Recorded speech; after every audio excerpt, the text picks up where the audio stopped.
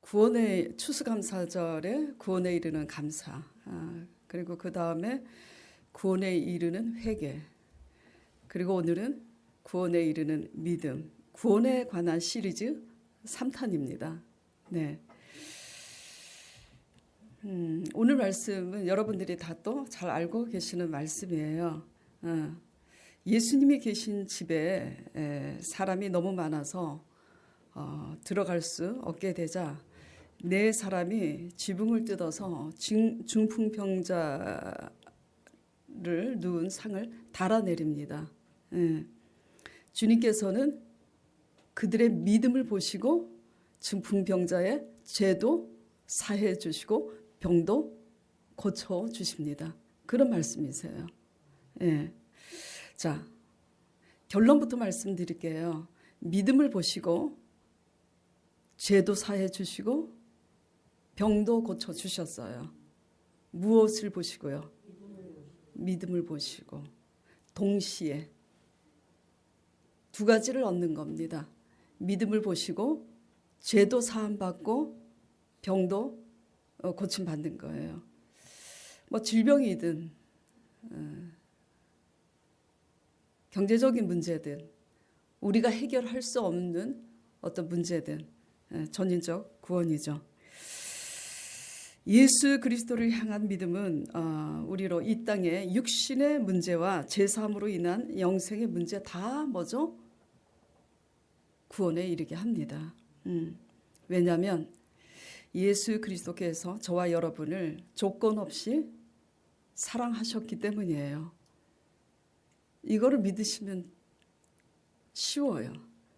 못 믿으면 어렵고요. 믿으면 쉽습니다. 조건 없이 우리를 사랑하셨다라는 거, 그리고 아무 조건 없이 우리를 용서하셨다라는 거. 용서는요, 용서하는 사람이 대가를 치러요. 용서받는 사람은 대가를 치르지 않습니다. 그 대가를 누가 치렀어요? 예수 그리스도께서 십자가에 죽으시면서 대가를 치르신 겁니다. 여러분은 그 전적인 아가페 사랑을 받아들이면 돼요. 우리는 그냥 아가페 사랑을 본받아서 흉내 내려고 애쓸 뿐이지 그냥 부분적일 뿐이에요. 여러분을 조건 없이 사랑하시고 용서하셨기 때문에 그 사실을 믿는다면 죄도 사해 주시고 문제도 우리가 해결할 수 없는 문제도 아버지께서 해결해 주시는 거 믿으시기 바랍니다. 아멘. 자, 그런데 이 믿음은 너무나 위대한 겁니다. 그 믿음 때문에 죄사함을 받고 병도 우리 힘으로 할 수 없는 병원에서 치료받을 수 없는 병도 치료받았다면 이 사실이 얼마나 위대한 거예요. 영생을 다 얻고 이게 너무 소중하고 너무 위대하니까 믿어지지 않는 거잖아요. 그런데요, 이 너무 위대하고 생명에 이르는 이 소중한 믿음은 너무 귀한 거기 때문에 은혜로 주어지는 거예요. 믿음이라는 은혜로. 생명은 은혜로 주어지지 우리의 수고로 주어지는 게 아니에요. 은혜로 주어지는 믿음을 은혜로 붙잡길 바랍니다. 순서예요. 그냥 은혜로 받아서 감사해서 봉사하고 열심을 하는 거지 열심히 하고 봉사해서 믿음에 이르는 게 아니라는 거예요. 자, 은혜로 주어지는 믿음을 은혜로 붙잡길 바랍니다. 다시 말씀드릴게요. 은혜를 헛되이 받지 마세요. 뭐를 해야지 받는구나. 아닌 거예요. 기회 있을 때 붙잡길 바랍니다. 자, 그럼 오늘은 이 죄사함도 없고 도저히 우리 힘으로 할 수 없는 이 육신의 문제까지 겸하여 얻는 전인적 구원에 이르는 이 믿음은 과연 어떤 믿음인가를 연구해 보도록 하겠습니다. 어떤 믿음일까? 다 같은 믿음인가? 그렇죠? 그런 거예요. 어떤 믿음일까? 자, 5절 말씀 보겠습니다. 예수께서 그들의 믿음을 보시고 중풍병자에게 이르되 작은 자야 내 죄 사함을 받았느니라 하시니. 지금 중풍병자가 치료받으려고 왔잖아요. 그가 듣고 싶었던 거는 뭐예요? 내 병이 치료받았느니라가 듣고 싶었던 거예요. 그런데 우리가 듣고 싶은 말보다는 내 제사함을 받았느니라 그 말씀을 먼저 선포하시는 거예요. 뭐가 그렇게 더 중요하냐? 하나님의 관점에서, 우리의 관점에서는 문제가 더 중요하지만 하나님의 관점에서는 뭐죠? 영혼 구원이 더 중요한 거예요.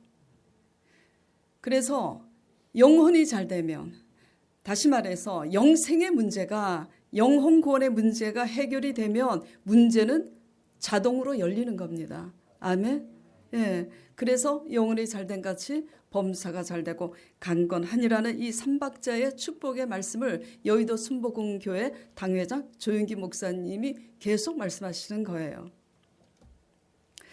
자, 예수께서 저희의 믿음을 보시고 그랬습니다. 구원에 이르는 믿음은 한마디로 뭐냐면 그 믿음을 보여야 해요. 아멘을 안 하시네. 네. 다시.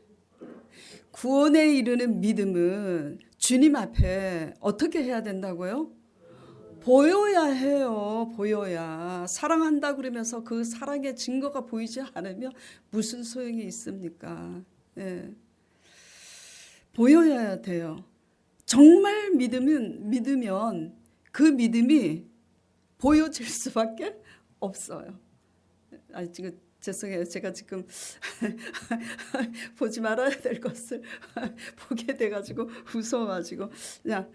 자, 정말 믿으면 그 믿음은 보여질 수밖에 없어요. 야고보서 2장 18절, 20절, 22절, 25절, 26절 제가 읽어보겠습니다. 여러분은 마음속으로 생각하면서 들으세요. 내 형제들아 만일 사람이 믿음이 있노라 하고 행함이 없으면 무슨 유익이 있으리요? 그 믿음이 능히 자기를 구원하겠느냐? 만일 형제나 자매가 헐벗고 일용할 양식이 없는데 허탄한 사람아 행함이 없는 믿음이 헛것인 줄을 알고자 하느냐? 우리 조상 아브라함이 그 아들 이삭을 제단에 바칠 때에 행함으로 의롭다 하심을 받은 것이 아니냐? 예. 아브라함이 이삭 번제를 드린 거 알고 있잖아요. 하나님이 테스트를 하신 겁니다. 예. 그런데 약속의 말씀에 의해서 이삭을 월경이 끊어진 그 사라가 임신을 하는 기적이 일어났기 때문에 아브라함은 많은 세월이 흐른 다음에 하나님에 대한 온전한 믿음이 생긴 거예요. 약속하신 말씀대로 아들을 주셨으니 아버지께서 지시하신 말씀대로 순종하면 또한 능히 살릴 줄 믿었기 때문에 그렇게 제단 앞에 아들 번제로 드리려고 했는데 번제로 드리려고 순종할 때에 아브라함아 그렇게 하지 말라 그랬잖아요. 이걸 믿음 없이 흉내 내다간 진짜 아들 잡는 거죠. 중요한 것은 믿음이에요. 그래서 그 얘기인 거예요. 우리 조상 아브라함이 그 아들 이삭을 번제로 바칠 때 행함으로 의롭다 하심을 받은 것이 아니냐. 올려보세요. 22절. 너가 보거니와 믿음이 그의 행함과 함께 일하고 행함으로 믿음이 온전하게 되었느니라. 이에 성경에 이른 바 아브라함이 하나님을 믿었으니 이것을 의로 여기셨다는 말씀이 이루어졌고 그는 하나님의 친구라 칭함을 받았나니. 자, 이로보건대 사람이 행함으로 의롭다 하심을 받고 믿음으로만 아니라 또 기생 라합이 기생이잖아요. 세리와 창녀가 하나님 나라에 먼저 간다 그랬잖아요. 아무리 점잖고 아무리 신사숙녀 같아도 믿음이 없으면 헛겁니다. 자, 이와 같이 기생 라합이 사자들을 접대하여 다른 길로 나가게 할 때 행함으로 의롭다 하심을 받은 것이 아니냐. 26절. 영혼이 없는 몸이 죽은 것 같이 행함이 없는 믿음은 죽은 것이라고. 제가 지금 뭘 강조하기 위해서 이렇게 야고보 말씀을 계속해서 길게 읽는 거죠? 믿음은 보여져야 된다는 겁니다. 구원에 이르는 믿음은. 자, 그럼 오늘 본문 말씀을 보면서 이 중풍병자의 이 이제 사건을 보면서 이들이 보인 믿음은 과연 무엇인가를 나눠보도록 할게요. 믿음이라는 것은 쉽게 그냥 말 그대로 믿는 거예요. 주님이 해주실 걸 뭐죠? 믿는 겁니다. 계속 믿으면, 계속 믿는다고 따라다니면 그대로 해주실 수밖에 없는 거예요. 예. 근데 주님이 따라다니면서 해주시겠다고 하는데 우리의 통박과 계산 때문에 못 믿는 거잖아요. 예. 믿음은 주님이 해주실 것을 확신하는 게 믿음이에요. 근데 이들이요, 고침받을 걸 지금 확신하고 있는 겁니다. 그걸 어떻게 할 수 있어요? 지붕을 뜯었잖아요. 확신하지 않으면 지붕을 뜯지 않습니다. 확신했기 때문에. 자, 그 당시 팔레스타인 그 가옥은 어떻게 되어 있냐면 집 옆으로 계단이, 지붕으로 올라가는 계단이 되어 있어요. 왜 계단이 되어 있냐면 지붕 위에서도 뭐죠? 잠깐 이렇게 생활을 하고 볼일을 볼 수 있도록 구조가 그렇게 되어 있어요. 그래서 지붕을 평평하게, 이렇게, 이걸 뭐지? 영어로 V자 거꾸로 하는 걸 뭐라 그래? 이렇게 역삼각형으로 돼 있지 않아요. 그냥 평평하게 돼 있어요. 그런데 지붕을 그 당시 진흙에다가 집 있죠. 집이나 나뭇가지를 섞어서 그렇게 해서 올려서 말리고 또 그렇게 진흙에다가 짚을 섞어서 말린 거예요. 그래서 옆으로 계단이 나 있고 지붕이 그렇게 진흙에다가 나뭇가지나 짚으로 섞어서 평토장한 지붕이기 때문에 뜯기가 수월했어요. 요즘 같은 이런 집은 뜯지 못하죠. 예. 하여튼 그래서 여러분의 이해를 돕기 위해서 제가 이제 말씀을 드렸는데 지금 지붕을 뜯습니다. 이 남의 지붕을 뜯는 이 행동이 얼마나 결례를 무릅쓰고 그런 행동을 지금 감행하고 있는 거잖아요. 그렇죠? 대단한 용기예요. 뭐 때문에 지금 이렇게 할 수 있는 거죠? 확신이에요. 그 다음에 또 뭐 때문에 이렇게 하는 거죠? 간절함입니다. 네. 엎드러져서 하나님 앞에 나오지 않고 나와도 엎드러져서 기도하지 않는 것은 아직 간절하지 않기 때문이지. 네. 그리고 또 용가리 통뼈야. 이렇게 살다가 대충 살다가 죽지 뭐. 이렇게 둘 중에 하나입니다. 예. 얼마나 간절했길래, 그리고 정말 확실히 믿었기 때문에 그렇게 남의 집 지붕을 뜯는 거예요. 근데 더 중요한 게 있어요. 소문을 들은 겁니다. 예수님의 복된 소문을. 어떤 소문을 들었을까요? 2절에 1절이네. 수일 후에 예수께서 다시 가버나움에 들어가시니 집에 계시다는 소문이 들린지라. 그래서 그 집에, 우리 동네에 예수님이 오셨다고? 누구네 집에? 희은 씨네 집에 구미동에 오셨대. 예. 그래? 어떤 소문을 들었길래 그분 앞에 나가기만 하면 모든 병이, 귀신 들린 자, 병든 자가 다 치료받는다는 소문을 들은 거예요. 예. 그 소문을 들은 겁니다. 그래서 그 소문을 듣고 그들은 믿은 거예요. 예. 저는 이제 담임 목회자로서 여러분에게 얘기하고 싶은 것은 누가 소문을 냈을까요? 병 고침 받은 사람이 냈을까? 아우문둥병자는 그 길로 집에 갔잖아. 그렇죠? 누가 냈을까? 좌우당간. 소문을 내지 않는데 어떻게 듣고 나오겠습니까? 예. 제자 사역 때 신용불량자, 파산 지경에 있는 분들 제가 믿음으로 기도해서 제 믿음을 통해서 하나님께서 그렇게 하셨다 그랬잖아요. 근데 사실 여기 교회도 계시잖아요. 이창호 아버님 연로하신데 내 나이가 몇인데 무슨 기적이 일어나겠는가. 그래서 제가 그랬어요. 그건 우리의 생각이에요. 하나님은 믿는 자에게 능치 못함이 없다고. 그걸 1년 반을 쫓아다니면서 제가 말씀을 드렸어요. 하도 끊임없이 말씀드리고 설교하고 제자 사역하고 아버님이 어느 날 믿음이 왔다고 그러시잖아요. 그래요? 그러면 아버님 소원이 뭐세요? 전세방 얻는 거라고. 그래요? 우리 기도합시다. 기적이 일어났잖아요. 지금 전세방 투룸입니까? 쓰리룸입니까? 쓰리룸 중요하네. 예, 굉장히 중요해요.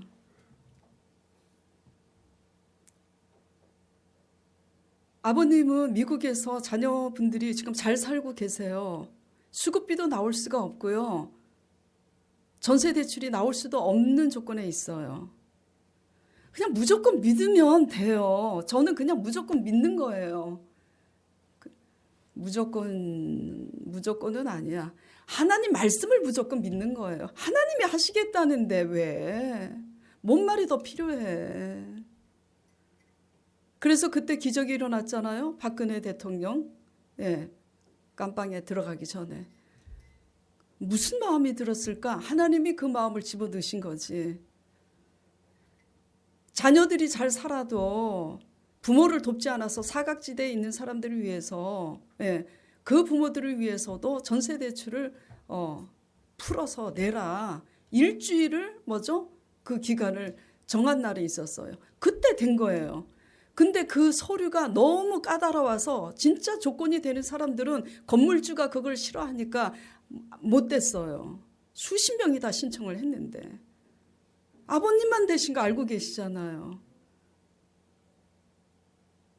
조 집사님 장애인인데 형제들 때문에 수급비가 나오지 않아요. 형제들이 이름으로 카드를 쓰니까 얼마나 억울합니까?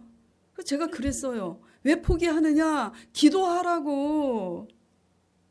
응답 받았는데 또 갔더니 안 된다 그래서 포기하고 와서 왜 포기하냐고. 사람이 실수하지. 하나님은 우리에게 확신을 주신 대로 하시니까 다시 가라고 됐잖아요. 자, 제가 왜 이 얘기를 하느냐?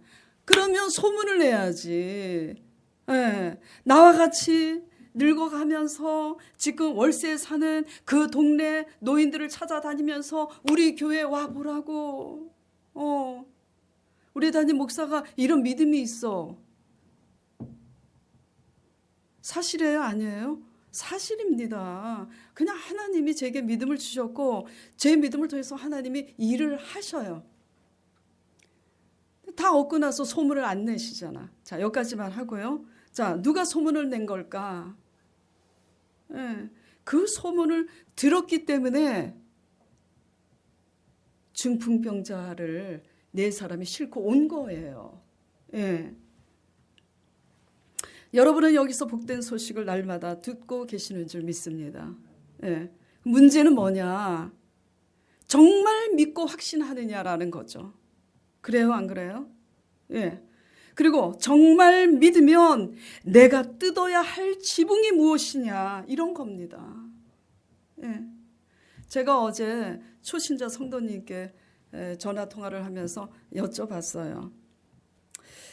지난주, 지지난주에 빚으로 말미암아 파산 신청을 하게 된 사람들을 그리고 야밤 도주하려고 했던 자들, 그리고 신용불량자들 이들을 회복시킨 설교를 들으셨을 텐데 믿으세요? 하고 제가 물어봤어요.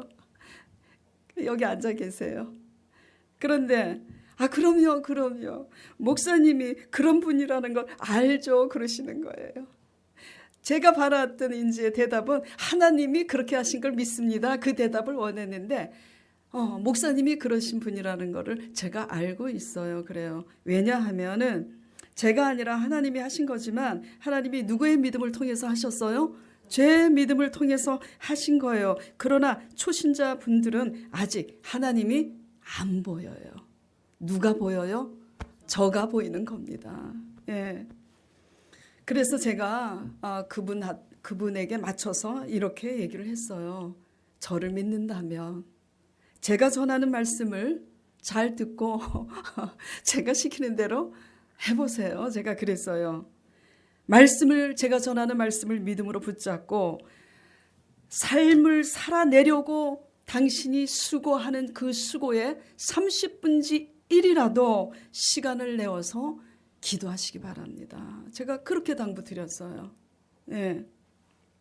자, 중풍병자가 네 사람에게 자기 몸을 맡겼어요? 안 맡겼어요? 맡겼습니다. 잘났다고 중풍병자가 아유 가면 뭘 낫기는 번거롭게 내버려 두라고 막 승질을 부리고 안 간다고 떼를 쓰면 데리고 갈 수 있어요? 없어요? 없는 겁니다. 없어요. 별 수가 없어요. 중풍병자가 몸을 맡깁니다. 누구에게? 성한 사람에게. 믿음이 없으면 믿음이 있는 사람의 말을 들으면 되는 거예요. 그리고 그 믿음의 사람이 중간에 가다가 이상해졌는지 그것도 잘 살펴봐야 되겠지만, 예. 그래서 믿음의 사람들의 말을 듣고 하나님 앞에 나아가시길 바랍니다. 자, 우리가 뜯어야 할 기본적인 지붕은 뭘까? 기본적인 지붕, 기도입니다. 뜯어야지 달아내릴 거 아니에요.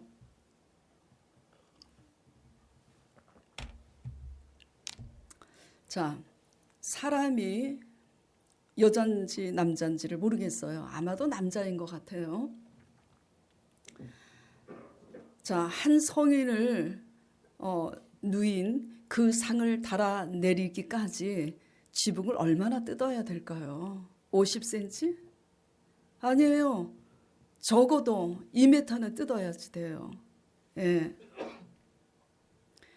달아내리기까지 그 크기만큼 응답 받을 만큼 인내심으로 간절함으로 오늘도 뜯어내고 내일도 뜯어내고 계속 뜯어내는 기도 하시기 바랍니다. 예. 믿으면 뜯기를 시작하는데 못 믿으니까 안 뜯는 거지. 그리고 믿는데도 안 뜯는 이유 게을러서 안 뜯는 거지. 뭐 어떻게 하겠어요. 그건 할 수 없는 거예요.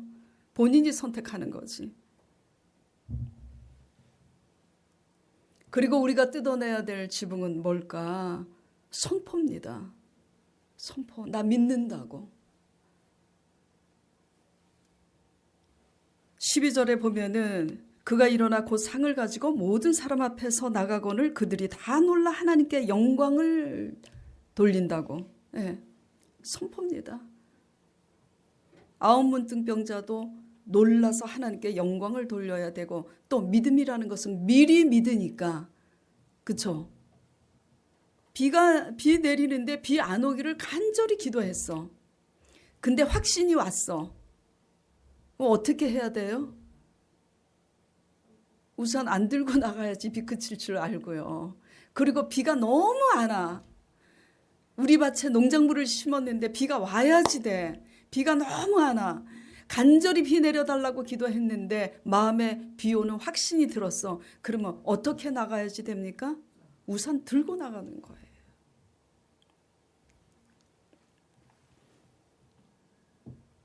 자, 믿음은 제사함도 받고 병도 고침받습니다. 아멘?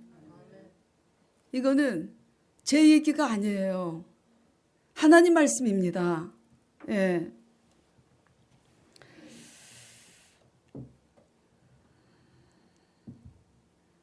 저와 여러분을 위해서 죽기까지 사랑하시니까 뭔들 안 주시겠어요. 우리가 악해도 자녀들에게는 좋은 걸 줄 줄 알잖아요. 그렇죠? 하나님께서 우리에게 무언들 안 주시겠어요. 우리의 수고하고 무거운 짐 맡으신다는 그 믿음을 굳게 붙잡고 여러분이 보여야 할 믿음이 무엇인지 잘 깨닫고 적용해서 믿음을 보이시기 바랍니다. 그리고 그 믿음을 끝까지 인내로 부여잡길 간절히 축원드립니다. 예. 뜯지 않는 이유는 그냥 익숙해진 거예요. 어떤 것에? 그냥 이렇게 사는 것에 익숙해진 거예요. 그냥 평생 이렇게 살지 뭐. 그리고 아까 말씀드렸지만 조금 전에 말씀드렸지만 게으르거나 그리고 더 중요한 거 꿈이 없어서 안 뜯는 거예요. 무슨 꿈? 남을 위한 꿈.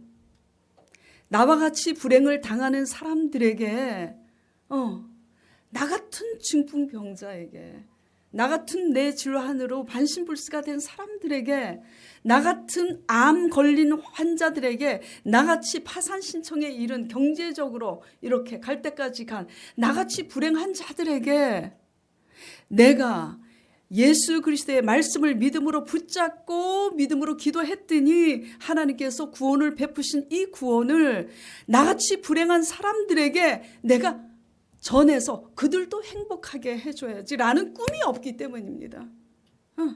나만을 위해서 사니까 뭐 이래도 되는 거고 뭐 적당히 살다가 죽는 거지 그러는 거예요.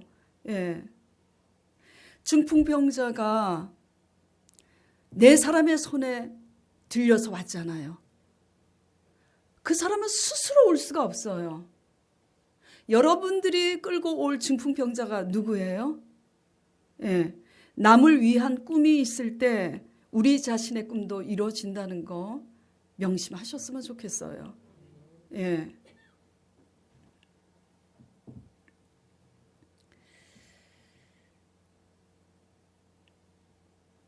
그래서 제3이 선포되고 중풍병자가 고침을 받았는데 중풍병자를 들것에 싣고 네 사람도 구원을 받았겠습니까? 안 받았겠습니까? 받은 거예요. 받은 거예요.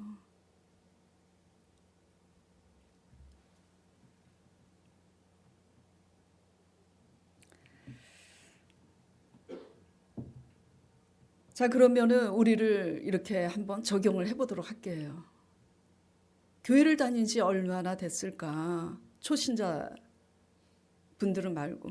전번에 나는 초신자인 줄 알았는데 뭐 누구지? 예술이도 그렇고 그걸 무슨 신앙? 모태신앙. 그걸 또 소영이가 못된 신앙이라고 또 이렇게 통역을 해서 가르쳐 주더라고. 모태신앙이라서 깜짝 놀랐어요. 무슨 모태신앙이 언약도 모르고 왜 그따위냐 말하고 싶었지만 그렇게 표현을 하면 안 돼요. 왜냐하면 강 목사님이 항상 저보고 고운 말을 쓰라고 했기 때문에. 그래서 그 말이 하고 싶어서 꼭 참는데 우리 소영이가 딱 도장을 찍더라고. 못된 신앙입니다. 그러더라고. 소영이 못된 신앙 아니냐? 그렇지. 그럼 너도 못된 신앙이야. 자기는 아닌 것처럼. 장난 한번 쳐본 거고요. 자, 여태까지 모태 신앙인으로서 교회를 그리고 여러분들이 오랫동안 다녔는데 아직도 구원에 이르는 믿음을 지붕을 뜯는 보이는 믿음이 없었다면 지금 어떻게 해야 되냐면 회개해야 되는 겁니다. 우리의 그 불신앙 회개해야 되는 거예요. 그리고 게으름 회개해야 되는 겁니다. 그리고 나만 아는 거, 남을 위한 꿈이 없다라는 거, 남을 위해서 꿈꿔보세요. 남을 행복하게 하기 위해서 꿈꿔보세요. 하나님이 우리를 행복하게 하십니다. 아멘? 진짜예요.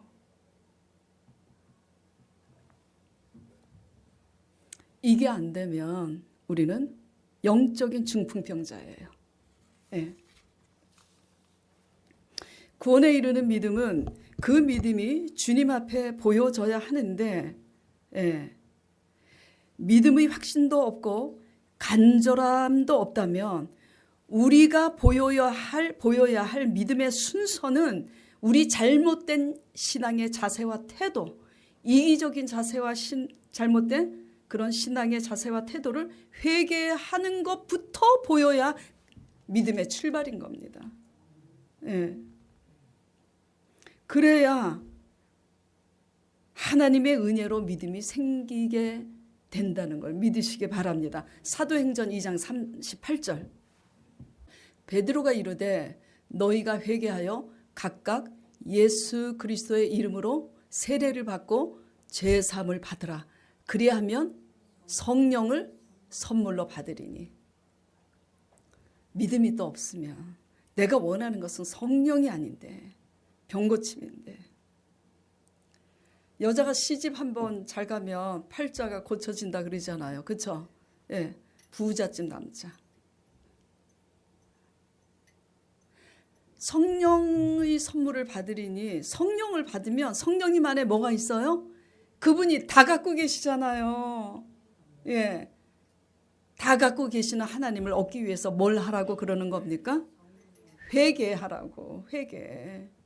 믿음이 없다면 오늘 말씀을 통해서 구원에 이르는 믿음은 보여야지 되는 건데, 지붕을 뜯는 믿음을 보여야 하는 건데 아무 지붕도 뜯고 있지 않다라는 거.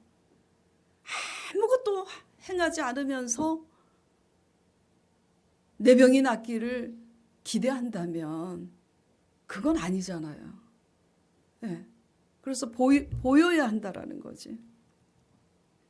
근데 여태 돌아보니 보이는 믿음이 없다. 그러면 뭐부터 보여야 되느냐? 회개하는 것부터 보여야 그게 신앙의 순서다 말씀을 드린 겁니다. 믿음이라는 것은 먼저 마음으로 믿는 것이 믿음이기에 마음으로 죄를 깨닫고 회개할 줄 아는 마음에 구원이 있고 은혜가 있는 거고, 마음으로 감사를 깨닫고 감사할 줄 아는 마음에 또 구원이 있는 거고, 마음으로 믿고 확신하기 때문에 지붕을 뜯는 행위가 따르는 믿음에 먼저 구원이 있는 겁니다. 자, 그러면 정리를 해볼까요? 교회를 열심히 다녀. 헌금도 해. 그런데 따지고 보니까 구원에 이르는 감사, 구원에 이르는 회개, 구원에 이르는 믿음. 4주 영겁 후 설교를 듣다 보니 나는 진정한 회개도 없었네. 감사도 없었네. 지붕을 뜯는 믿음도 보이지 않았네. 그러면 이 신앙의 정체는 뭐냐 이거죠. 뭘까요? 껍데기죠. 껍데기인 겁니다. 내용이 빠진 거예요. 그냥 표면적이고 외식 신앙이죠. 어느 날 대낮에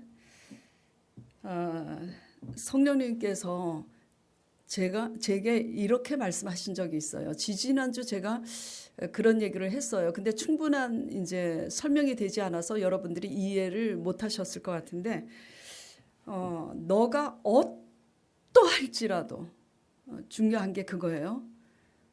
그렇다고 그걸 이용하면 안 되지. 너가 그러니까 어떠할지라도 뭐 정말 형편이 없다 할지라도 내가 너의 모든 과거와 현재와 미래의 모든 죄를 다 사했노라 그렇게 말씀하신 적이 있어요. 네. 그래서 그 말씀을 들었으니 제가 얼마나 기쁘겠어요. 기쁜데도 또 내 모습이 너무 초라하고 그지 같아서 너무 속상해서 가끔 또 운다. 그 왜 그러냐? 아버지께서 죄를 용서하셨다고 방임주의자처럼 그냥 그걸 이용해서 마음대로 살면 안 되는 거잖아요. 어쨌든 그런 말씀을 하셨어요. 이거 굉장한 겁니다. 제 자랑하는 게 아니에요. 지금 핵심이 구원에 이른 믿음 얘기하려고 지금 이 말씀을 드리는 거예요. 근데 이 말씀을 언제 하셨는가 그 타임이 중요한 거예요. 너가 어떠 할지라도 네가 생각하는 너는 그래 형편없고 성격도 그렇게 좋지도 않아. 그래 너 말대로 넌 형편없어. 그런데도 너가 어떠 할지라도 내가 너의 과거와 현재와 미래의 모든 죄를 다 사했노라. 그 말씀을 하셨는데 그걸 언제 하셨냐면은 제가 지금 이 네 사람들이 결례를 무릅쓰고 지붕을 뜯는 그 일을 감행한 것처럼 하나님 말씀에 의해서 결단을 하고 그런 액션을 정말 그렇게 하기 힘든 액션을 취하고 나서 차를 끌고 중앙공원에 가서 주차를 하고 대성통곡하고 울 때였어요. 아파트 와서 그 당시 아파트에 살았는데 아파트 와서 주차장에서 울면 안 되잖아. 왜 안 되는 거예요? 사람들이 보잖아. 경비 아저씨가 저 여자 왜 저렇게 우는 거야? 그리고 나를 볼 때마다 왜 울었을까? 궁금할 거 아니에요. 근데 중앙공원 주차장에 차를 대놓고 울면은 누군지 알아 내가. 그래서 거기에서 목 놓아서 대성통곡을 했어요. 그렇게 우는데 성령님께서 그렇게 말씀하시는 게 들리는 거예요. 그리고 얼마 안 있어서 저에게 이런 말씀을 하시는 겁니다. 내가 너의 산업이 되리라. 내가 너를 축복하겠다고. 자, 잘 들으세요. 저의 그런 결례를 무릅쓰고 감행한 말씀에 의해서예요. 우리의 감정이 아닌 겁니다. 하나님의 말씀에 의해서 나의 체면, 내 자존심, 내 생각, 감정 다 내려놓고 결단하고 그것을 감행하고 왔을 때 나는 미칠 것 같아. 그래서 막 대성통곡하고 우는데 아버지께서 무엇을 선포하셨어요? 오늘 5장 5절 말씀이죠. 5장이 아니라 5절, 본문 5절 말씀. 자, 예수께서 그들의 믿음을 보시고 중풍병자에게 이르되 작은 자야 내 제사함을 받았느니라. 부족하지만 형편없이 부족하지만 제 믿음을 보시고 너의 모든 죄를 뭐죠? 사했다고 말씀하시는 겁니다. 그리고 11절 11절 내가 너에게 이르노니 일어나 내 상을 가지고 집으로 가라 하시니 그런 것처럼 내가 너의 산업이 되리라. 내가 너를 축복하겠고 그래서 경제적인 물질적인 축복도 주시더라고요.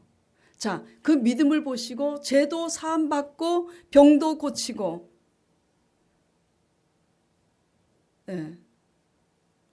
우리 남편 간증이 동시에 이렇게 들어갈 수밖에 없어서 참 민망한데 네. 우리 남편 덕분에 다 말아먹은 거 오히려 하나님이 더 크게 부욕해 하셨잖아요. 그렇다고 우리 남편이 나쁜 사람이냐? 아니에요. 저보다 착해요. 많은 시간이 흐른 후에 제가 알았어요. 굉장히 신사입니다. 네, 얼마나 신사인지 몰라요. 가난한 사람들에게 돈을 안 아껴요. 네, 신사예요. 남의 흉도 안 봅니다. 저도 남의 흉 안 봐요. 근데 속으로 보지. 여러분들은 입으로 보고 저는 속으로 보고 그 차이뿐이에요. 네. 뭔 얘기하다가 난 우리 남편하고 우리 아들 얘기 나오면 잊어버려 설교를. 뭔 얘기하다가 지금 믿음은 뭐죠? 죄도 사함받고 병도 고침 받는다는 거 믿으시기 바랍니다. 예. 근데 그 믿음은 보여줘야지 돼요. 그래서 보여지기까지 그럼 뭐가 따르냐. 제가 굳이 중앙공원에 가서 울었더라 하는 얘기를 왜? 남 모르는 곳에 가서 울고 싶은데 왜 설교 때는 내가 울었다라는 것을 표현을 하냐면 구원에 이르는 믿음이든 구원에 이르는 회개든 감격으로 인한 감사든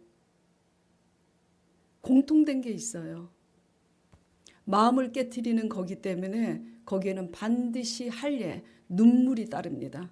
남자들은 마음으로 울고 여자들은 눈물이 많아서 눈물을 흘리면서 운다는 것뿐이지. 예. 할례 말씀을 볼까요? 자, 창세기 말씀 보겠습니다.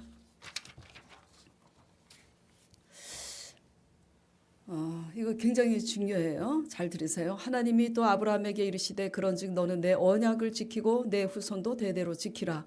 너희 중 남자는 다 할례를 받으라. 이것이 나와 이게 오늘날의 포경 수술인 겁니다.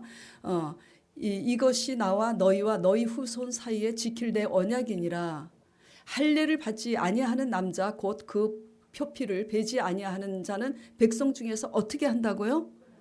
백성 중에서 끊어버린다고요. 제하겠다는 얘기예요. 내 백성이 아니라는 얘기예요. 그가 내 언약을 배반하였음이니라. 그러면 이것이 상징하는 의미가 뭐냐 이거지. 그래서 이렇게 표피를 베는 할례를 행하면 하나님의 백성이냐 이거예요. 여기에서 상징하는 영적인 의미가 뭐냐면 로마서 말씀 보겠습니다. 자, 사도 바울 선생님께서 이걸 해석을 한 거예요. 무릇 표면적 유대인이 아니요 표면적 육신의 할례가 아니니 오직 이면적 내면적 유대인이 유대인이며 할례는 어디에다 하라고요?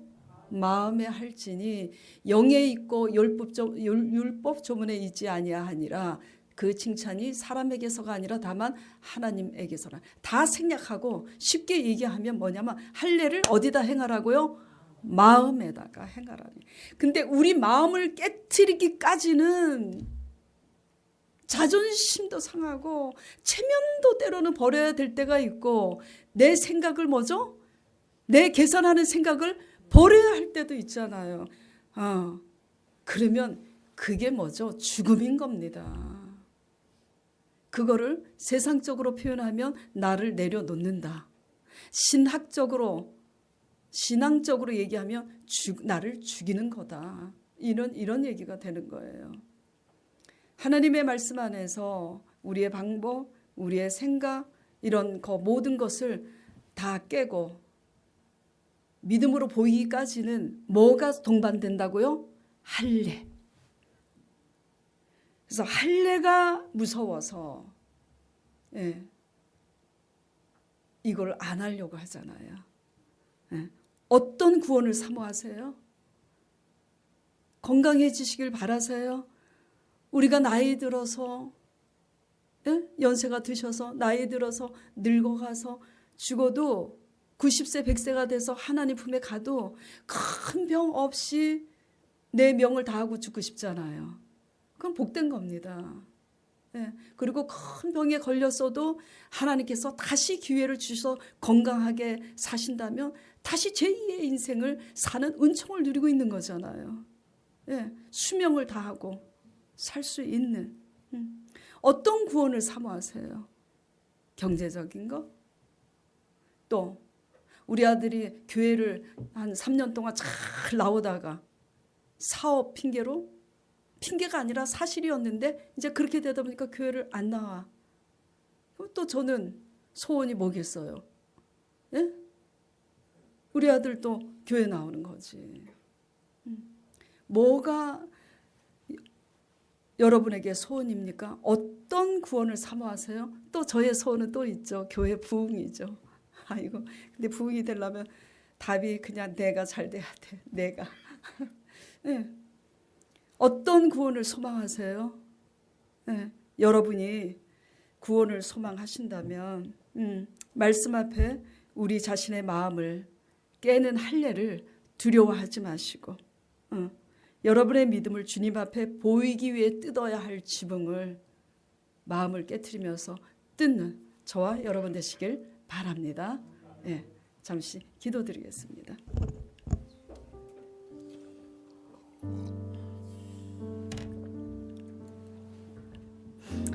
아버지 예수 그리스도는 우리의 구원이시고 소망이고 힘이십니다.